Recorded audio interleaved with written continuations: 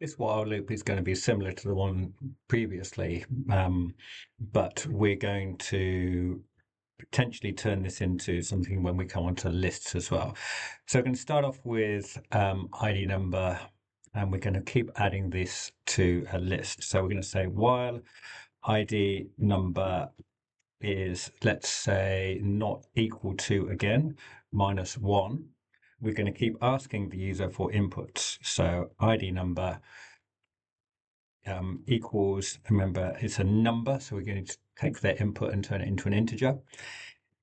Input, and what is the ID number?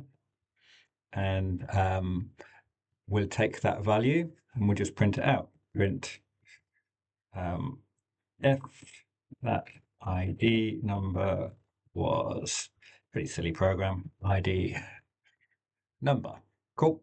And then when we finish the loop, we'll print thank you, just to demonstrate that this condition is working. So if I quickly run that, so I'm going to say ID number 5, and number 5, number 8, ID number -1, and the program is over.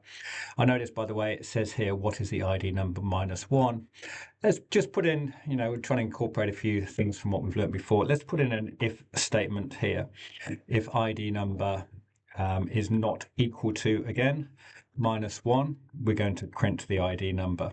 So it won't print this last one out here.